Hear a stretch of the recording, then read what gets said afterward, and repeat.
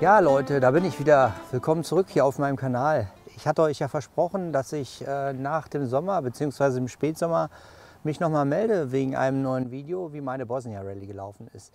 Und tatsächlich habe ich so ein bisschen Filmmaterial zusammenbekommen. Ich bin also wieder wohlbehalten angekommen. Das Moped ist wunderbar gelaufen. 5500 Kilometer bin ich gefahren. Das heißt ungefähr 1500 Kilometer auf Landstraße angereist nach Bosnien. Dann die Rallye selber, das waren 5 Etappen mit insgesamt 1500 Kilometern. Und dann bin ich noch den Trans-Euro Trail zurückgefahren von Bosnien über Kroatien bis nach Slowenien. Ja, ich bin also schon am Donnerstag losgefahren. Ich hatte genug Zeit und bin schon über Landstraße gefahren bis in den Bayerischen Wald und habe dann dort im Wald übernachtet. Und ja, am nächsten Tag bin ich nach Österreich weitergefahren und habe mich dort mit dem Michael getroffen. Der kommt aus Minden und wir hatten uns da eine Pension genommen zusammen und haben da eine Nacht übernachtet und sind am nächsten Tag weiter über Slowenien, über Kroatien bis nach Kupres gefahren. Das war dann am Samstagabend und ja, am Sonntag war es dann so, dass wir relativ viel Zeit hatten. Wir hatten ein ganz nettes Hotel. Es war wirklich super freundlich, die Leute da. Und am Sonntagabend hatten wir dann nochmal zusammen eine Veranstaltung, das nennt sich Sturm auf Kupres. Das ist so eine Art Sternfahrt in die City. Und da sind nochmal alle Fahrer zusammen in die Stadt gefahren, in einem großen Konvoi. Insgesamt waren es 400 Starter. Das waren wirklich recht viele, weil eigentlich sollten ja nur 300 Startplätze sein. Aber ich fand es wirklich klasse, sehr, sehr gut organisiert, werdet ihr gleich sehen. Ja, was man sagen muss für den Michael ist die ganze Sache ja, nicht ganz so gut ausgegangen, wie er sich das vielleicht erhofft hat. In der zweiten Etappe oder an der zweiten Etappe ist er leider irgendwie mit dem Moped so eine kleine Schlucht runtergestürzt. Ich denke, er hat reflexartig so ein bisschen das Gas stehen lassen. Und ja, danach war irgendwie so ein bisschen mental der Knick drin, glaube ich. Und so hat er sich entschieden, dann ja, am Morgen des 3. Tages nach Hause zu fahren. Das ist aber auch in Ordnung. Ich bin weitergefahren und habe dann die Etappen abgeschlossen und bin wirklich sehr zufrieden. Und vor allen Dingen bin ich zufrieden, dass ich das Moped heil nach Hause gebracht habe und mich auch einigermaßen. Wobei am 3. Tag habe ich mich auch auf einer Schotterpassage so ein bisschen auf den Bart gelegt, weil man hat wirklich wenig Traktion in diesen losen Schotterpassagen. Das ist relativ schwer zu erkennen auf den Videos teilweise. Und anscheinend habe ich mir da irgendwie die Rippe so ein bisschen geprellt, vielleicht sogar gebrochen, keine Ahnung. Auf jeden Fall nicht weiter schlimm, mir geht's gut. Ich wünsche euch viel Spaß bei dem Video und wir sehen uns bald wieder. Ciao. Los geht's hier am Grenzübergang Richtung Bosnien. Wir tauschen erstmal ein bisschen Geld und machen uns dann weiter auf den Weg in unseren Zielort Kupres. Hier düsen wir bereits über die Landstraßen in der Nähe von unserem Hotel und hier kommen wir zum ersten Mal im Adria Ski Hotel an. Das ist der Starting Point für die Rallye. Und man sieht, das Fahrerlager ist schon gut gefüllt. Direkt geht es jetzt erstmal zur Anmeldung. Eine Menge ist hier los. Erstmal Papierabnahme, dann GPS-Tracker, einsacken und am Ende geht es dann noch zur technischen Abnahme.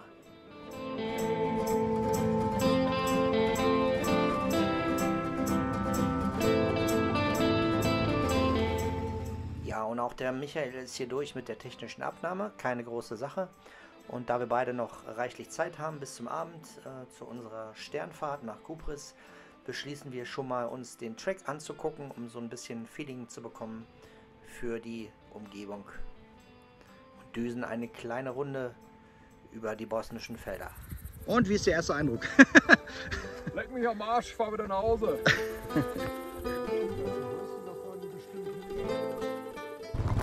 Ja, und in der Tat ist das gar nicht mal so einfach. Wir haben hier eine Menge Spurrillen, da muss man ziemlich doll aufpassen, dass man nicht wegrutscht. Und relativ unangenehm zu fahren, aber zunächst, um einen kleinen Eindruck zu bekommen, ist die ganze Sache ganz gut gewesen. Kleines Päuschen, bevor es dann zurückgeht zum Hotel. Ja, und wir haben auch einige nette Leute hier getroffen, unter anderem den Alfons hier mit seiner umgebauten Himalayan. Der ist ziemlich heftig unterwegs und die Jungs kommen von KSR und sind hier zu dritt unterwegs mit 2 Fantix und der Himalayan. Insgesamt gibt es 5 Himalayans, die hier teilnehmen. Ganz witzige Geschichte. Also ein kleines Himalayan-Werksteam.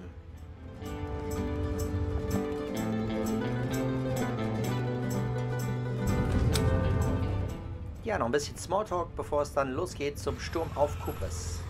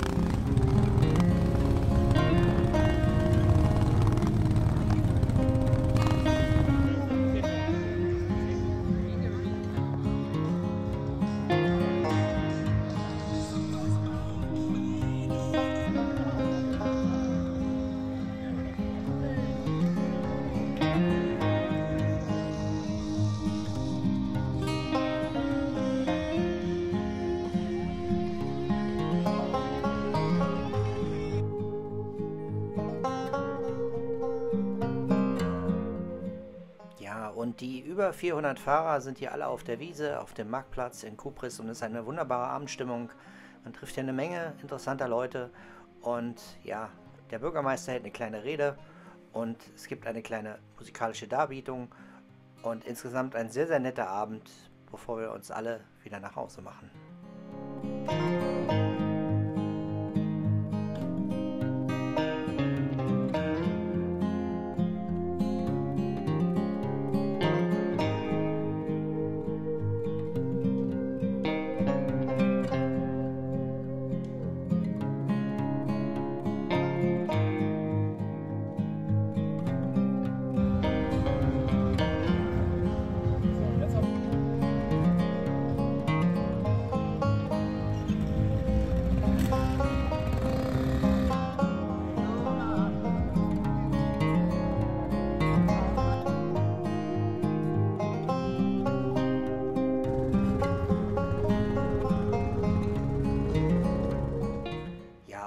Später abends gibt es dann noch eine kleine Begrüßungsrede für alle Teilnehmer, bevor es ins Bett geht, weil am nächsten Morgen beginnt die erste Etappe.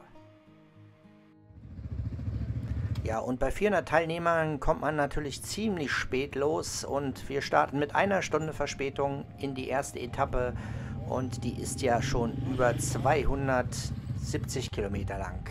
Das wird ja was werden. Ja, die ersten Kilometer sind natürlich relativ locker, aber ich sag mal so, nach 15 Kilometern kommt bereits die erste Hardcore-Passage extrem steil bergab. Wir machen hier beide die Motoren aus, um hier in Ruhe runter zu tingeln.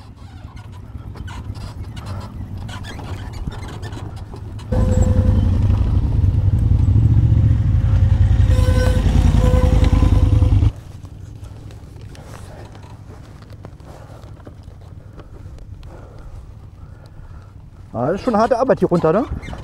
Mit den Mädels. Genau. Ich glaube, da unten ist Ruhe jetzt. Die dumm.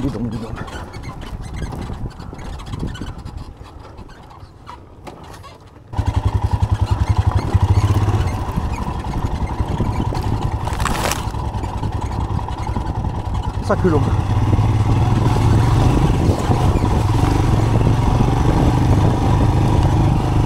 Noch da? Schon fast wie Erzberg-Rodeo. Voll geil. Was natürlich mega gut ist, dass wir beide ein Intercom haben, so dass wir uns zumindest auf die kurze Entfernung von ungefähr 100 Metern unterhalten können. So brütende Hitze da oben, ne? Hammer, ne? Ja. Hast du einen Speckton für mich? Koch. Ja, und nach der relativ harten Etappe geht es jetzt weiter über eine relativ leichte Kurve und da haut sich der Michael leider als erstes Mal hin. Was hast du gemacht? Ich wollte nicht über Starten reden, so. Ich habe mich fast in den Fuß geschmissen. Oh. Da war auch irgendwie mein Headset hier aus. Hast du nicht aufgepasst oder was? Ja, scheinbar wollte der Michael hier ein kleines Bad nehmen in den Bach und hat ja sich abgelegt. Ich nutze jetzt hier die Gelegenheit, um mich ein bisschen zu erfrischen. Es ist nämlich schon wieder brütend warm. Bist du da rechts reingekippt oder was in den Bach oder was? Ja, kurz vorher. So. Dann lag es so dumm, da musstest du jetzt drehen. Ja. Dann habe ich es aber alleine nicht hochgekriegt. Dann rutschte mir immer das Vorderrad weg. Ja, und hier kommt jetzt bereits das erste richtig heftige Stück über ganz, ganz heftiges Geröll, wo sogar die Hard-Enduros massive Probleme haben und einige Fahrer nicht hochgekommen sind. Ich bin hier auch zum Stehen gekommen und schaffe es hier nur mit Hilfe. Der Michael hat es leider nicht geschafft, er ist da irgendwie unten umgekippt und hat es vorgezogen umzudrehen. Ich habe mir gesagt, nach oben ist es kürzer als nach unten und bin weitergefahren. Ja, jetzt haben wir uns natürlich verloren. Das Intercom hat natürlich jetzt hier keine Reichweite mehr. Aber ich gehe mal davon aus, der Michael ist umgedreht und fährt den Light-Track und ich versuche ihn jetzt etwas später wieder zu finden. Eventuell können wir uns an einem Kreuzungspunkt wieder treffen. Ja, nach dem heftigen Teil gönne ich mir eine kleine Mittagspause hier oben. Was für eine krasse Aussicht hier oben. Definitiv hier nichts für Nasenbohrer, diese Geitsche-Tour hier. Alter Schwede. Ja, bei der nächsten Gelegenheit verlasse ich jetzt hier den Hard-Track an einem Kreuzungspunkt und versuche den Michael weiter unten abzufangen. Schließlich schaffen wir es, uns einige Kilometer später auf der Straße wieder zu treffen und setzen unsere Reise gemeinsam fort. Natürlich ist es jetzt viel zu spät, um jetzt hier noch weiter Offroad weiterzufahren, sodass wir jetzt diese viel zu lange Etappe sowieso nicht schaffen, zumal wir viel zu spät weggekommen sind und jetzt fahren wir in Ruhe weiter und tun uns keinen Stress an und genießen die Abendsonne.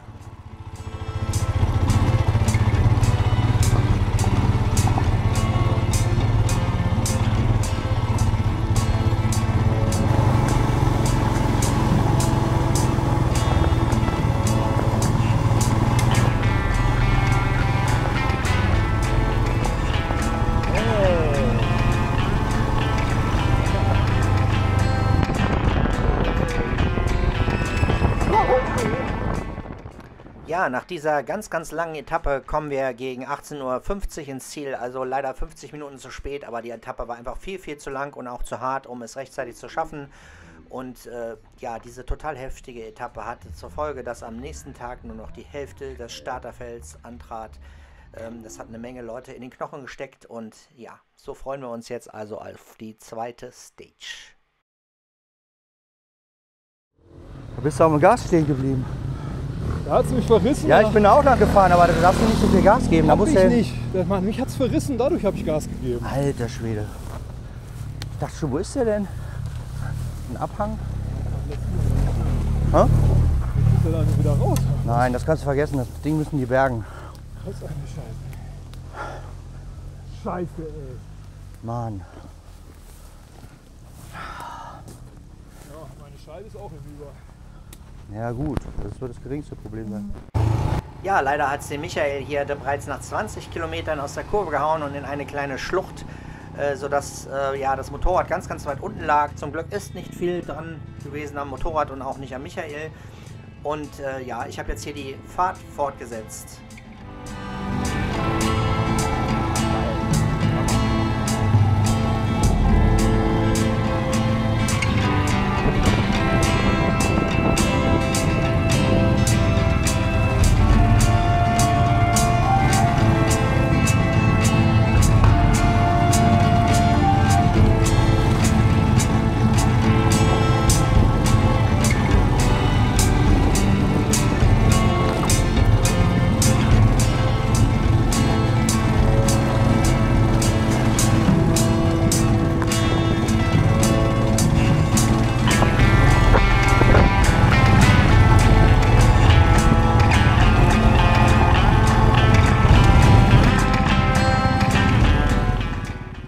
Weiter geht es hier über eine wunderbare, lange Hochebene. Also eine ganz, ganz tolle Strecke. Unglaublich tolles Feeling, auf dieser Hochebene zu fahren.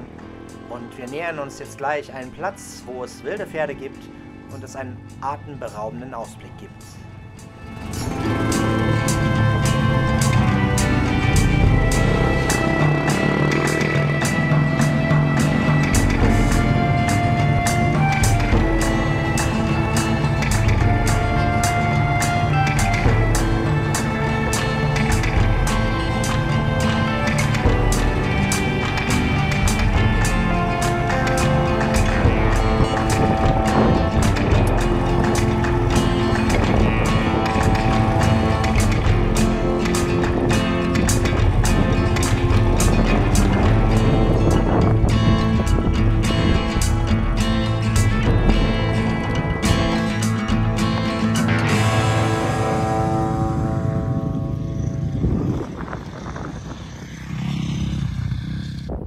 Es ist wirklich kaum einzufangen mit der Kamera, was es hier für eine unglaubliche Landschaft ist. Ne? Also diese Landschaft hier, diese unglaublichen Ebenen auf sich wirken zu lassen, das ist einfach atemberaubend schön. Wie schade ist, dass man hier relativ wenig Zeit hat, weil die Etappen so verdammt lang sind.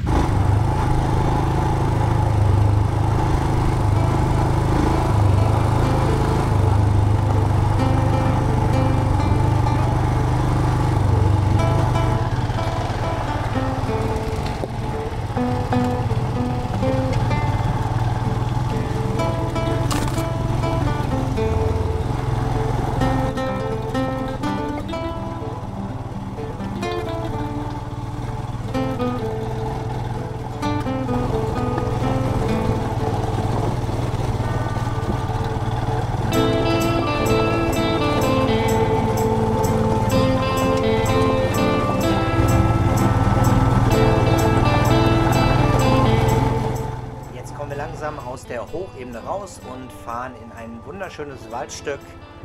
Sanft schlängeln sich die Straßen weiter.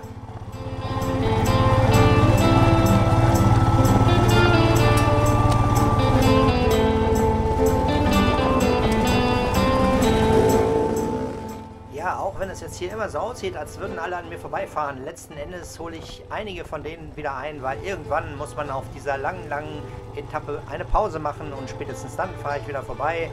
Und es geht hier letztendlich darum, heil und sicher anzukommen und sich vor allen Dingen keinen Platten zu fahren, weil das ist eine Vollkatastrophe bei diesen Temperaturen.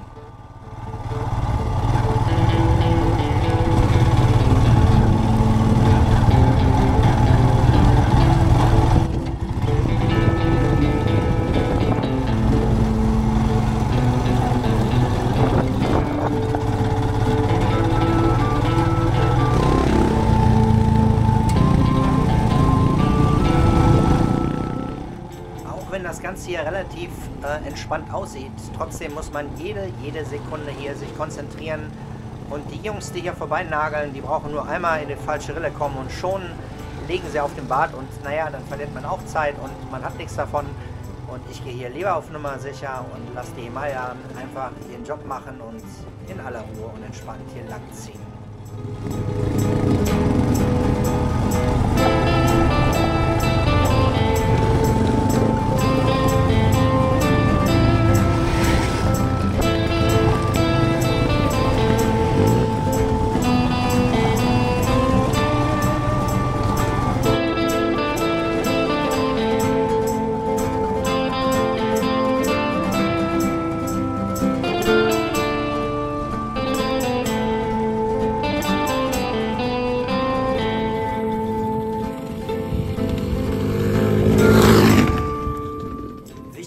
Dass man immer regelmäßig trinkt und Pause macht und natürlich den einzigen verfügbaren Schatten hier weit und breit ausnutzt, weil es verdammt heiß, man verliert eine Menge Energie und man darf sich auf keinen Fall überlasten, sonst kann es böse enden.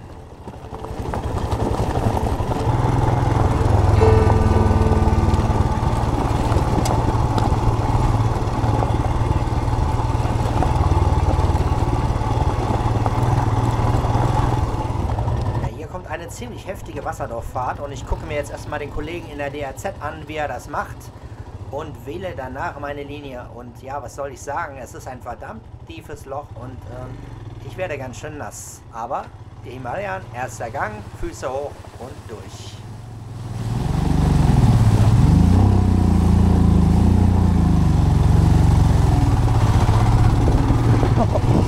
Alter.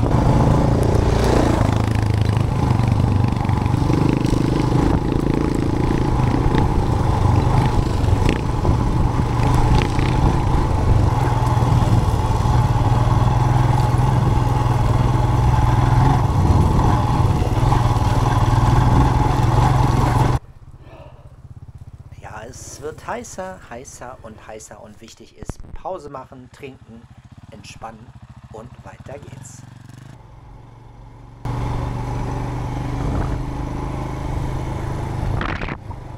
Weiter geht's hier auf ziemlich feinem weißen Schotter und es ist wunderbar zu fahren, aber wenn die Jungs hier an einem vorbeibraten, dann ziehen die eine ziemlich heftige Staubfahne hinter sich her und man schluckt eine Menge Staub. Also Abstand halten ist angesagt.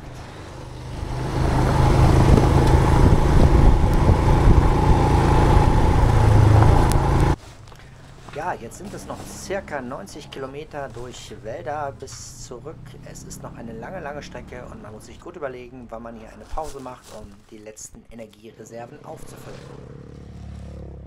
Und die Jungs, die hier vorbeinageln, müssen letztendlich auch noch mal eine Pause machen. Das ist sicher.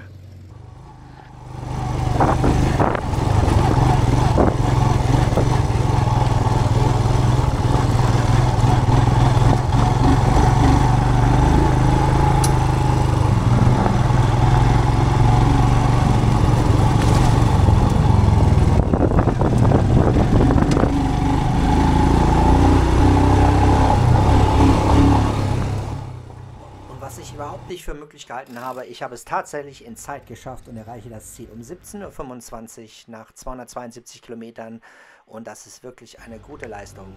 Ja, hier sieht man auch mal Michaels Moped. Er hat die Windschutzscheibe mittlerweile auch repariert. Man sieht es hier, das ist das Einzige, was kaputt gegangen ist, Gott sei Dank. Und gegen Abend sind wir mit den KSR-Jungs ein bisschen unterwegs und machen schöne Fotos und lassen den Abend ausklingen. Ein Gruppenfoto. Wir zwei, ein Gruppensexfoto unter dem Helm.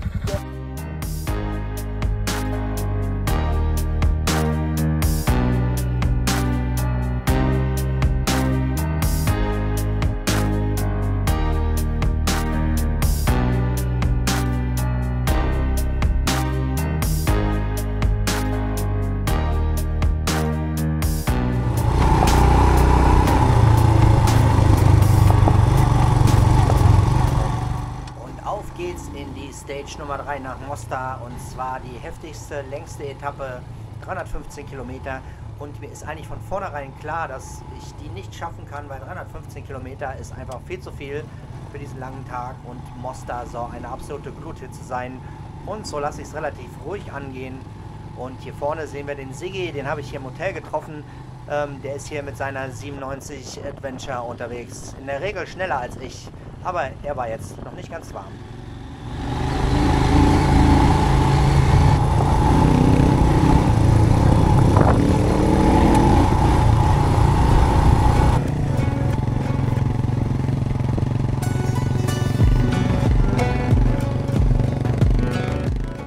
Und hier kommt jetzt die Passage, wo ich mich jetzt hier auch insgesamt zweimal auf den Bart gelegt habe. Dieser Schotter hier, dieses Geröll mittelstark, Hinterrad weggerutscht und auf die Seite gelegt. Naja, passiert.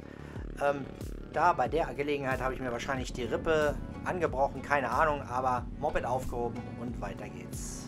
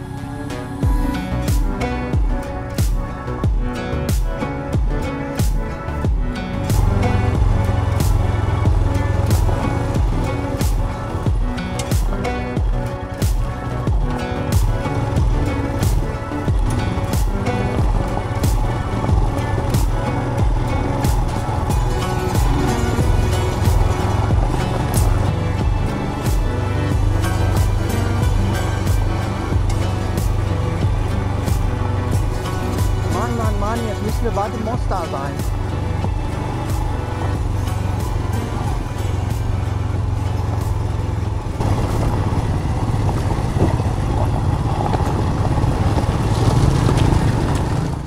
Hier nähern wir uns jetzt so langsam Mostar.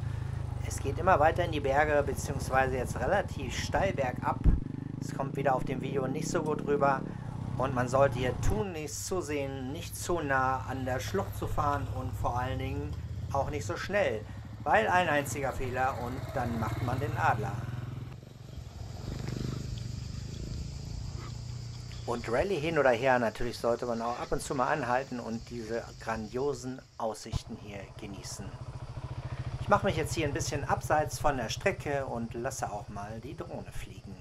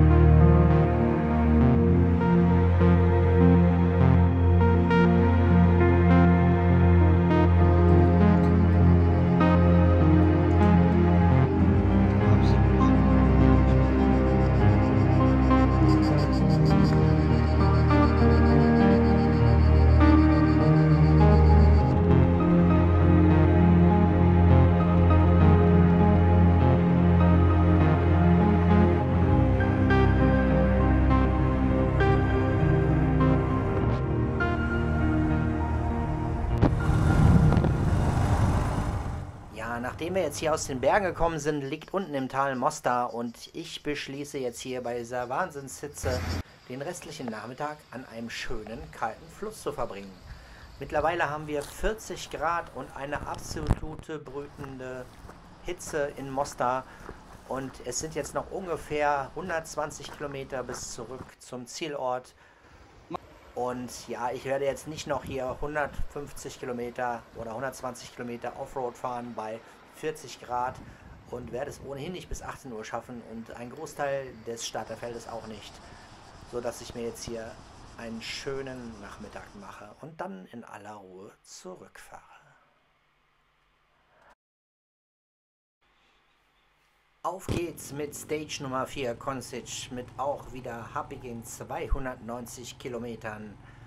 Und über Nacht hat es stark geregnet und dementsprechend haben wir eine Menge Feuchtigkeit in Wäldern und dementsprechend viel Schlamm und Wasser.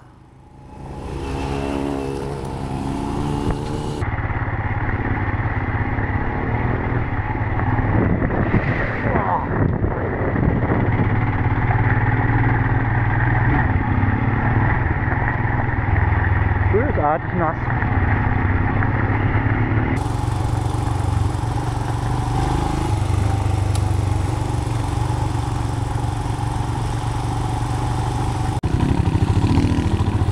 So, das ist hier diese Bedingung, die der Bridgestone nicht mag.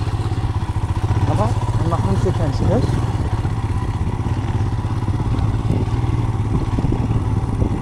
Erster Gang, Hinterradbremse und entspannt. Oh, verdammt. So viel zum Thema entspannt. Nasse Wiese ist echt bösartig.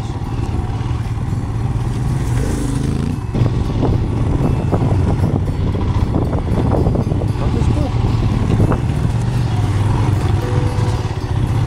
Ruhig. Ruhig, Mädchen. Ja, ruhig.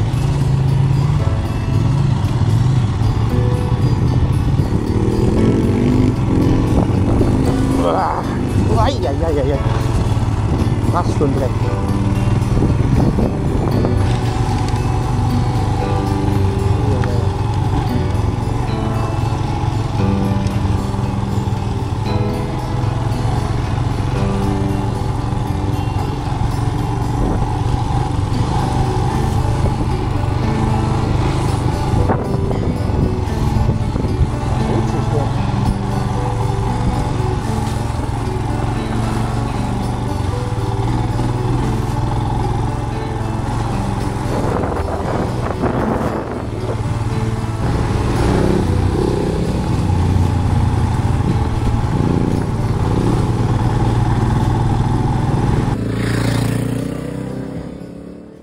Ja, und nach dem ersten Teil hier über diese nassen Waldstraßen machen wir unsere erste Pause und lassen die Klamotten trocknen und genießen wieder die grandiose Aussicht.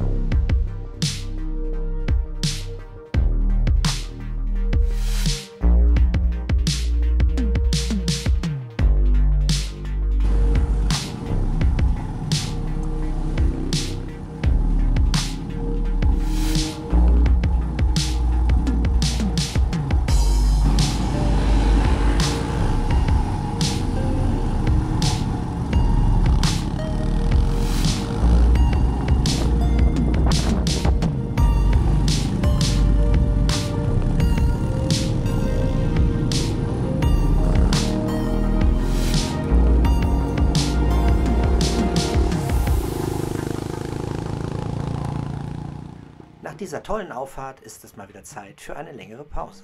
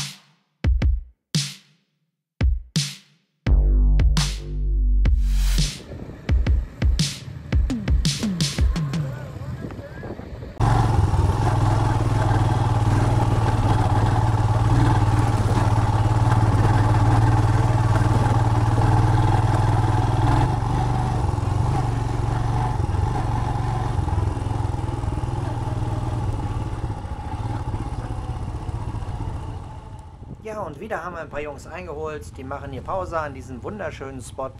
Aber da ich ja gerade Pause gemacht habe, geht es für mich geradeaus weiter.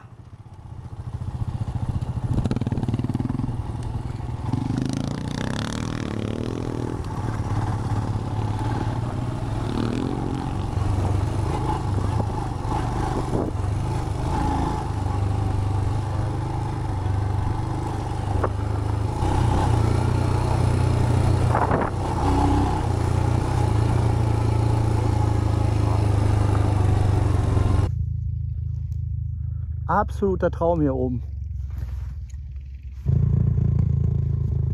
Und man mag es kaum glauben, sogar den Alfons habe ich hier oben wieder getroffen.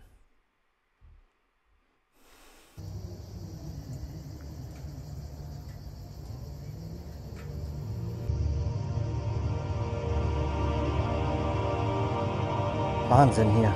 Das Wasser.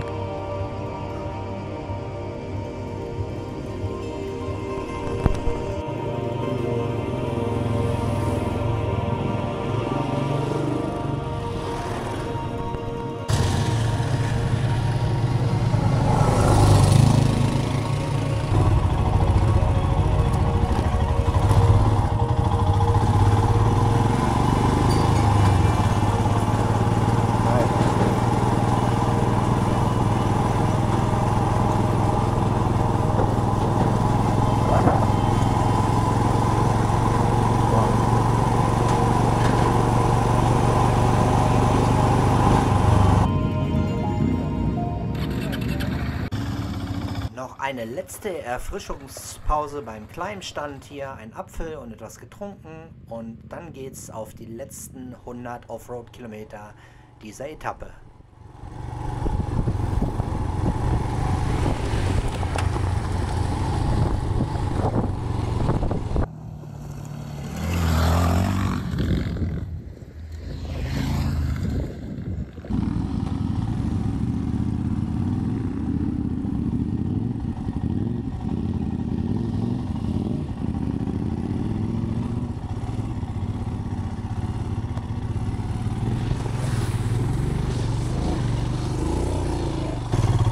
Dann noch mal etwas ziemlich Hartes, das sieht man hier wieder auf dem Bild nicht, aber wir haben hier ziemlich tiefen Sand und das ist nicht einfach zu fahren.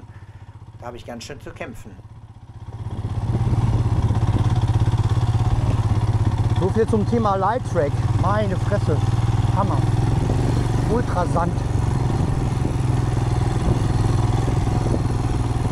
Wow. Und nach dieser nochmal harten Passage die letzten Kilometer zum Genießen.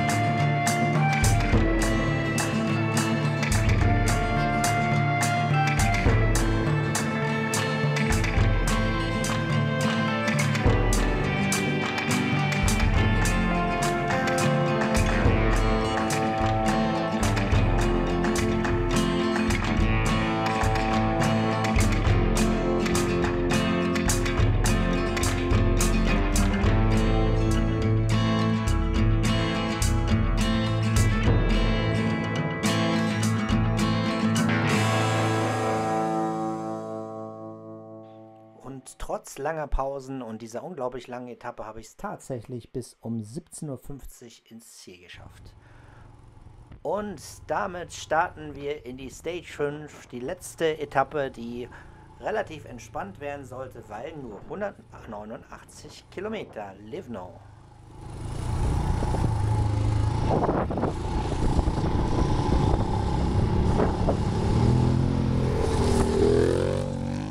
Und auch diese Etappe hielt einige Wahnsinns-Highlights für mich bereit. Und zwar eine tolle Flussbettdurchfahrt. Grandios, diese Landschaft.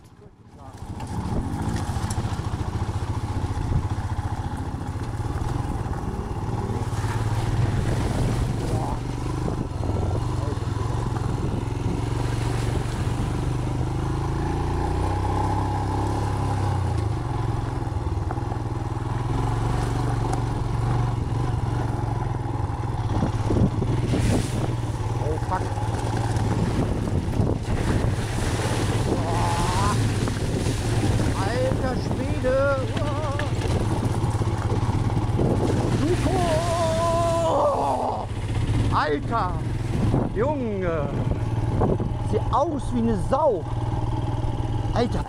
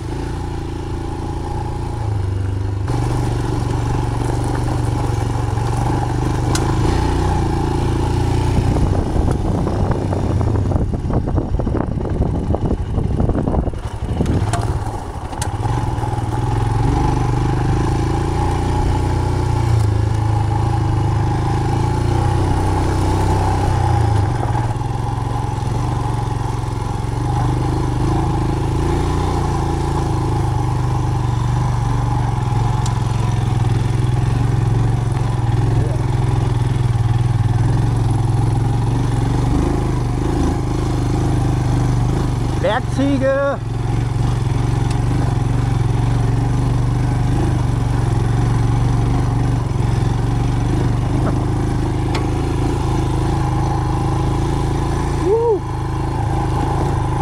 Toll. Ah, ist ein Traum hier.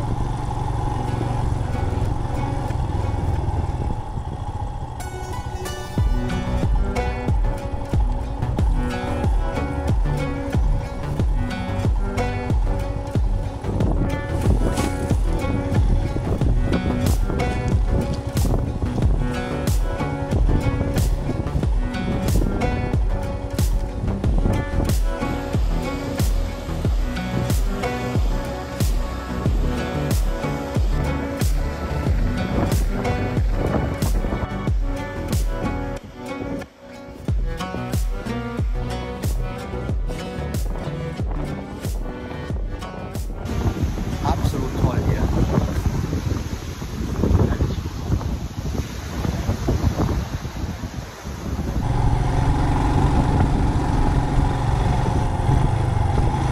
Fünfte Etappe Bosnia Rallye gefinisht. 14:17 Uhr. Wunderbar. Alle 5 Etappen.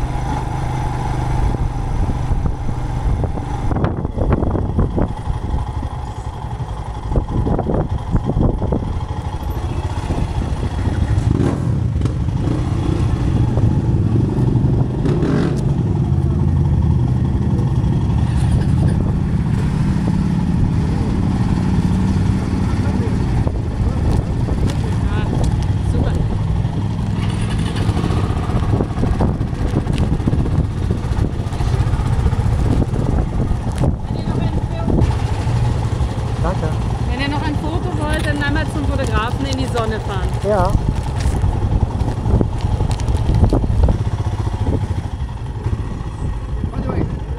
Hm? Deutsch oder Englisch? Deutsch. Deutsch. Ich finde, das ist eins der schönsten Motorräder im gesamten Starterfeld gewesen, wirklich. Danke. Ja, du warst ja mal ganz entspannt unterwegs, sag ich mal, ne? Ja, ich wollte mich nicht kaputt fahren, ne? Ja, das ist ja auch richtig. Aber man hat es gesehen, du hast gemusst. Ja. Ja, ich mag die Maschine. Die hat irgendwie so ein bisschen was. Ja, Darf ich die einmal ohne Helm fotografieren? ja klar. Genau, den. Ah, siehst du, das sieht auch viel besser aus. So, einmal mit Motor.